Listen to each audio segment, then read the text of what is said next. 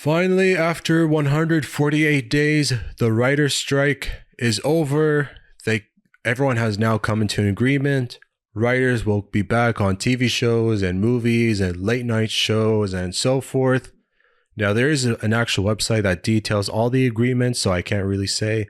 But the Writers Guild of America represents nearly 12,000 writers that have worked in show business across the US, how they will be better compensated, but even more so about like how they can generate profits from AI and how they can still be employed even with the rise of AI and so forth. Because it is important, like even with AI, they just want to make sure they receive credit and not like have AI do all the writing work for them on anything. So it's more than just about AI. It's about like, being fairly treated, better work culture, better compensation, better salaries, improved salaries, getting credit, just everything involved. There's a website. I don't have all the details, but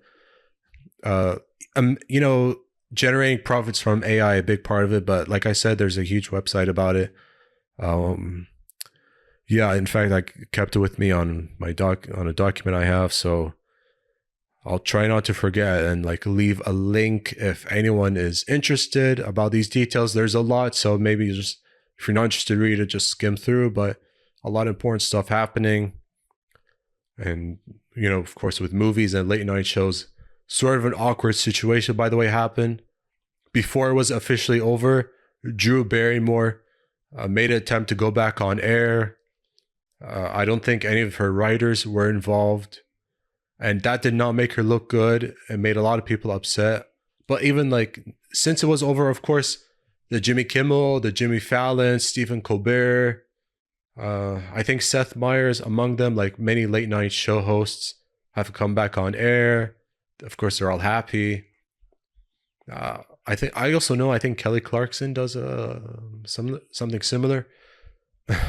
But when it was time for Drew Barrymore to come back, what happened? Her writers did not come back because of how she violated their rights or supposedly violated some sort of code among writers or something. Just she upsetted her writers. She upsetted the writing team for her Drew Barrymore show. So since then, they have not been back, like making this whole situation embarrassing from her end.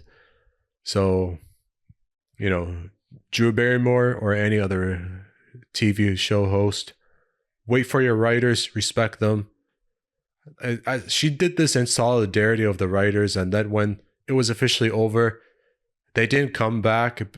Initially, I don't know if they still will, but they did not come back because, she went on air without them, and then, you know what I mean? She made herself look worse. So it was a strange situation, but now it's a important lesson. Don't do anything without your writers, because you can't land the joke. You have no jokes, and you can't land any punchlines without your writing team. So that's an important lesson there. And more importantly, their rights should be respected from now on.